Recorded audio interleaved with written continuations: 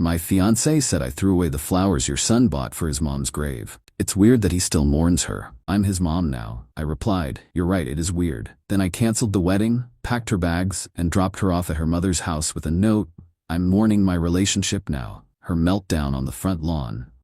I'm 38 years old. Architect. My son Tyler is 11. His mother Sarah died 4 years ago. Cancer. She was 32. We'd been married for 8 years. Tyler was 7 when she passed. It destroyed him. Destroyed me too. We went to therapy, both of us. Separately and together. Took 2 years before we felt like we could function normally again. I met my fiancée Jennifer about 18 months ago. She's 34, works in real estate. We met at an open house. She was showing the property. I was looking for something bigger for Tyler and me. We hit it off, started dating. She seemed great with Tyler. Patient, understanding, asked him about school, about his interests. He liked her. That mattered to me, more than anything. 6 months in, she moved into our place. Tyler was okay with it, said it was nice to have someone else around. Jennifer cooked dinners, helped with homework sometimes, watched movies with us. It felt normal, like we were building something. I proposed 4 months ago, small proposal. Nothing fancy. Tyler was there. He seemed happy. Jennifer cried. Said yes. We set a date. June wedding. 4 months away. That was when things started changing. Small things at first. Jennifer would make comments about Sarah's pictures.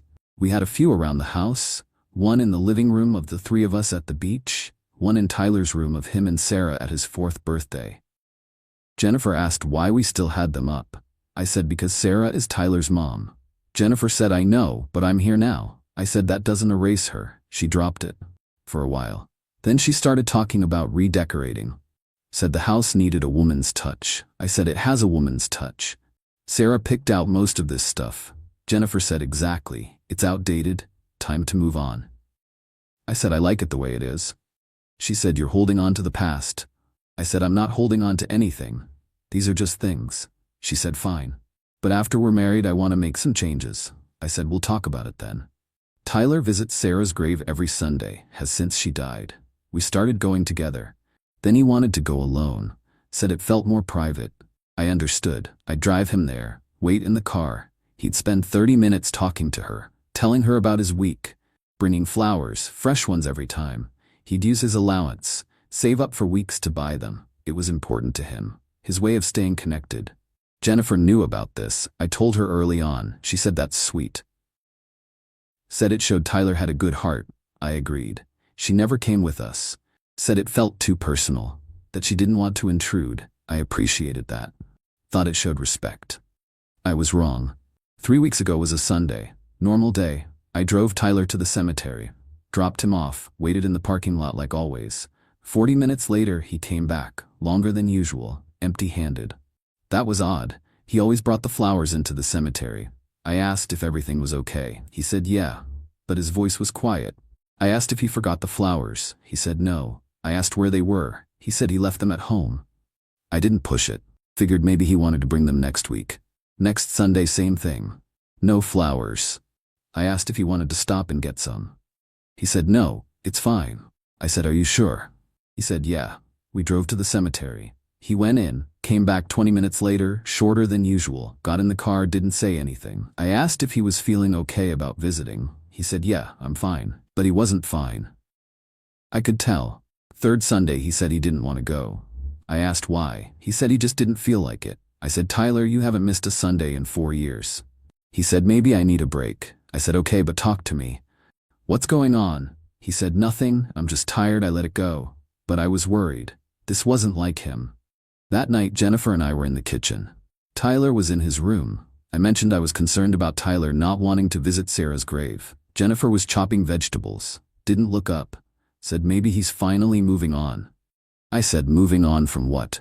She said from mourning. It's been 4 years. Kids are resilient. He's probably ready to let go. I said he's not letting go. He's processing. She said he's 11. He shouldn't still be this attached to someone who died. I felt my chest tighten. Said someone who died. That's his mother. Jennifer put down the knife. Said I know, and I'm sorry she died, but I'm here now. Tyler needs to accept that. I said accept what? She said that I'm his mom now. I stared at her. Said you're not his mom. Jennifer's face changed, said, "Excuse me." I said, "You're not his mom. You're my fiancée. Sarah is his mom." Jennifer said, "Sarah is dead." I said, "That doesn't change anything." She said, "It changes everything." We argued for an hour. I told her she was being insensitive. She said I was being unrealistic, that Tyler needed to move forward, that keeping Sarah's memory alive was preventing him from bonding with her. I said, "That's not how grief works." She said, "Maybe you're the one who hasn't moved on." I said, "This conversation is over." She said, "Fine." Slammed the bedroom door. I slept on the couch. Next morning was tense. Jennifer left for work early. Didn't say goodbye. Tyler came down for breakfast. I made pancakes, his favorite. He ate quietly. I asked if everything was okay. He nodded. I said, "You know you can tell me anything." He said, "I know, Dad." I said, "Even if it's about Jennifer." He looked up. Said, "What do you mean?" I said, "If something's bothering you about her being here, you can tell me." He went quiet. Then he said, "Can I ask you something?" I said, "Of course." He said, "Do you love her more than Mom?" My heart broke. I said, "Tyler, no, I love your mom. I'll always love your mom." He said, "But you love Jennifer too." I said, "I do, but it's different. Loving Jennifer doesn't mean I love your mom less." He said, "That's what Jennifer said." I stopped, said, "When did Jennifer say that?" He said, "A few weeks ago. She said you loved her more now. That mom was the past." I felt my blood pressure spike. Said, "She said that to you." He nodded. I said, "What else did she say?" He said, "She said I should call her mom, that it would make things easier." I said, "What did you say?" He said, "I said no. She said I was being difficult, that I was hurting her feelings." I stood up, asked where Jennifer was. Tyler said she's at work. I said, "Did she say anything else?" Tyler looked down, said she said the flowers were a waste of money, that Mom couldn't see them anyway. I said, "When did she say that?" He said, "The first Sunday. 3 weeks ago." I said, "What happened?" He said, "I had the flowers ready. Jennifer saw them, asked what they were for. I told her. She said it was silly to spend money on flowers for a dead person, that I should save my money for things that matter." I asked what you did. He said, "I didn't know what to do. So I hid them in my room." I said, "Hid them?" He said, "Yeah. I was going to bring them next week. But when I went to get them, they were gone." I asked if he looked for them. He said, "Yeah." I asked Jennifer if she'd seen them. She said no, but I knew she was lying. I asked how he knew. He said, "Because I found them in the outside trash, still wrapped." She threw them away. I felt rage, pure rage. I asked if he got them out. He said they were ruined. The wrapping was torn, the flowers were crushed. I said, "I'm so sorry." He said, "It's okay." I said, "It's not okay." He said, "I just didn't want to make you choose between me and her." I pulled him into a hug. Said, "Tyler, there is no choice. You are my son. You will always come first, always." He started crying, said, "I miss Mom." I said, "I know, buddy. I miss her too." I called my office, told them I wasn't coming in, called Jennifer. She answered on the third ring, said, "What?" I said, "We need to talk." She said, "I'm with a client." I said, "I don't care. Come home." She said, "I can't just leave." I said, "Yes, you can. Come home now." She heard something in my voice, said, "Fine. I'll be there in an hour." I spent that hour pacing, thinking about every interaction Jennifer had with Tyler, every comment she'd made about Sarah, how I'd brushed them off as adjustment, as her trying to find her place. I'd been blind, willfully blind, because I wanted it to work, because I wanted Tyler to have a mother figure, because I was lonely. I'd prioritized my needs over my son's well-being. That ended now. Jennifer walked in 50 minutes later, said, "This better be important." I said, "Sit down." She said, "I'd rather stand." I said, "Sit down." She sat. I said, "Tell me about the flowers." Her face went blank. Said, "What flowers?" I said, "The flowers Tyler bought for Sarah's grave. The ones you threw away." She said, "I don't know what you're talking about." I said, "Don't lie to me. Tyler told me everything." She said, "Tyler is confused." I said, "He found them in the trash." She went quiet. Then she said, "Fine. Yes, I threw them away." I said, "Why?" She said, "Because it's weird." I said, "What?" She said, "It's weird that he still mourns her. She's been dead for 4 years. He needs to move on. I'm his mom now." I just stared at her. Those words. Exactly what she'd said. I replied, "You're right. It is weird." She looked surprised. Said, "See." I said, "It's weird that you threw away flowers meant for a dead woman. It's weird that you told my son to call you Mom. It's weird that you think 4 years is enough time to stop grieving." She said, "That's not what I meant." I said, "That's exactly what you meant." She said, "You're twisting my words." I said, "No. You said what you said. I heard it clearly. She started backtracking, said she was just trying to help. That Tyler needed structure. Needed to accept reality. I said the reality is, his mother died. That's his reality, not yours. She said I'm trying to be his mother. I said he has a mother. She's buried at Riverside Cemetery. You're just someone who lives here. She said that's not fair. I said you know what's not fair? Throwing away flowers an 11-year-old bought with his allowance for his dead mother. That's not fair. She started crying, said she was trying her best, that this was hard for her too, that she felt like she was competing with a ghost. I said you were never competing. There was no competition. Sarah is his mother. Nothing changes that. You could have been something different, something important, but you chose to make it a competition, and you lost. She said, what are you saying? I said, I'm saying we're done. She said, what? I said, the wedding is canceled. We're over. She said, you can't be serious. I said, I've never been more serious. She said, because of some flowers. I said, because you threw away my son's flowers and told him to stop mourning his mother. Yes, because of that. She stood up, said, you're overreacting. I said, get out. She said, what? I said, get out of my house. She said, this is my house too. I said, no, it's not. Your name isn't on the lease, isn't on the mortgage, you just live here, and now you don't. She said, you can't kick me out. I said, you can leave now voluntarily, or I can pack your things and you can deal with the legal mess later. Your choice. She said, where am I supposed to go? I said, I don't care. Call your mother, call a friend, call a hotel, just get out. She said, I'm not leaving. I said, then I'll pack your things and drop you off. She said, you wouldn't. I said, try me. I went to the bedroom, started pulling her clothes out of the closet, throwing them into suitcases. She followed me, screaming, saying I was being crazy, that I was throwing away our relationship over nothing. I said, this isn't nothing, this is my son. She said, I love Tyler. I said, you don't love Tyler. You love the idea of playing house, of being a ready-made mom without putting in the work. She said, that's not true. I said, you threw away his flowers. She said, I made a mistake. I said, you made a choice. Choices have consequences. I packed 3 suitcases, carried them to my car. She followed me, still crying, still pleading. Neighbors were watching. I didn't care.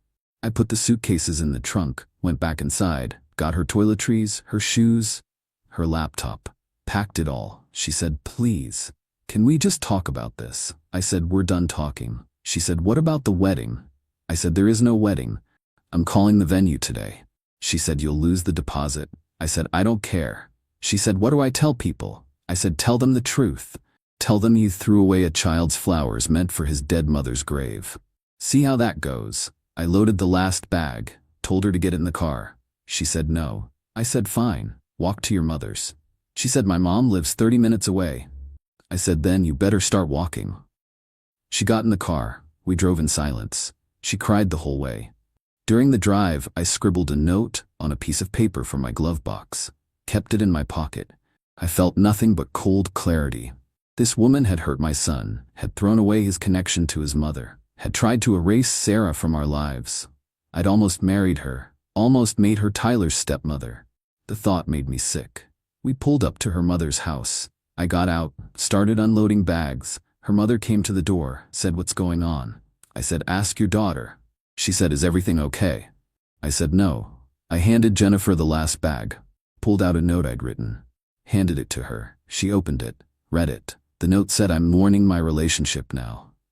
She looked up, said, this is cruel. I said, you threw away flowers meant for a grave. Don't talk to me about cruel. Her mother said someone needs to explain. Jennifer started sobbing, saying I was being unreasonable, that she'd made a mistake. Her mother looked at me.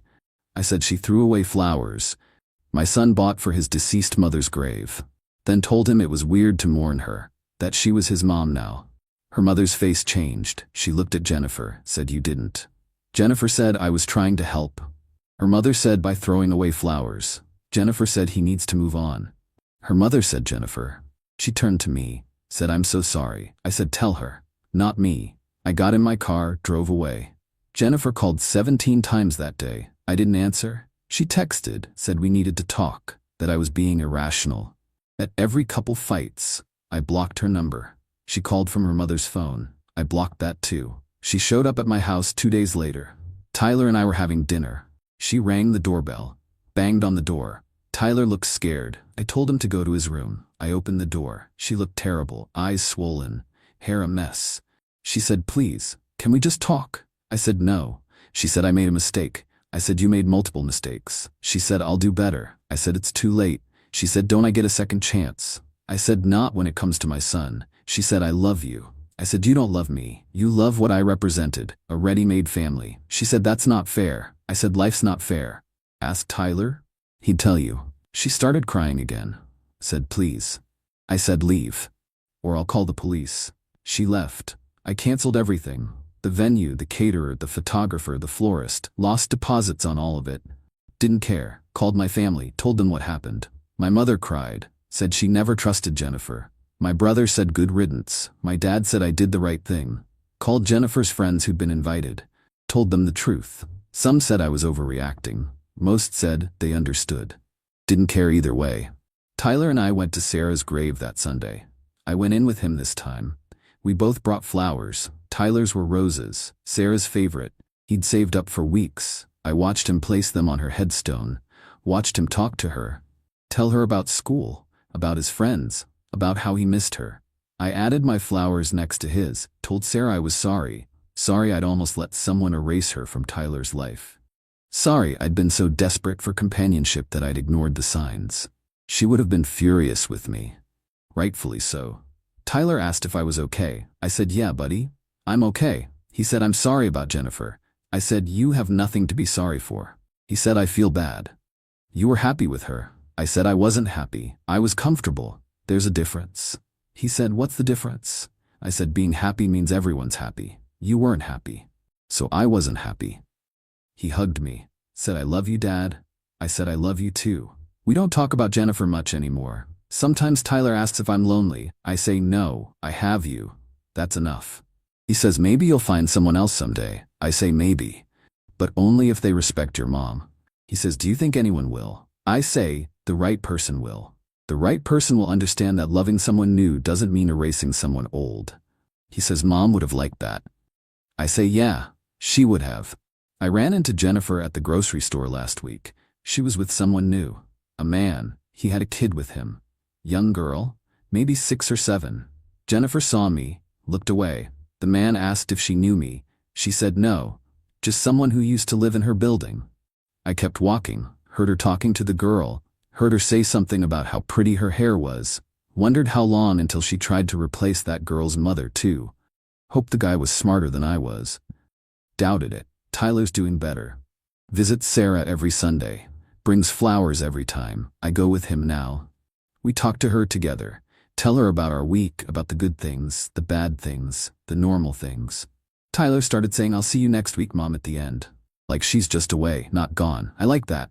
It feels less final, more like she's still part of our lives. Because she is, she'll always be.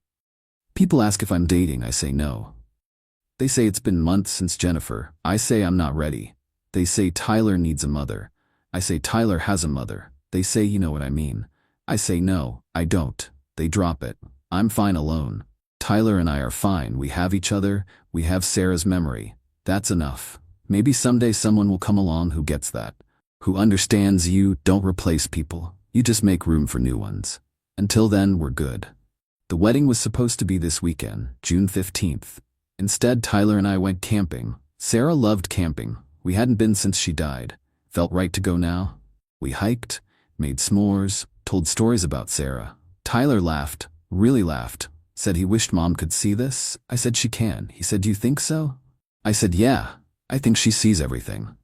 He said, "Then she saw what Jennifer did." I said, "Probably." He said, "She probably didn't like her." I said, "Probably not." He said, "Do you think Mom is mad at you for dating her?" I said, "No. I think she understands." Tyler said, "Good. I'd hate for her to be mad at you." I said, "Me too, buddy. Me too." Best decision I ever made was choosing Tyler. Choosing to protect his grief, his memories, his mother. Jennifer wanted me to move on. Wanted Tyler to move on. But grief doesn't have a timeline. Healing doesn't mean forgetting. Tyler will always love his mother, will always visit her grave, will always bring her flowers, and anyone who becomes part of our lives needs to understand that, needs to respect that. Jennifer didn't, So Jennifer's gone, and we're better for it.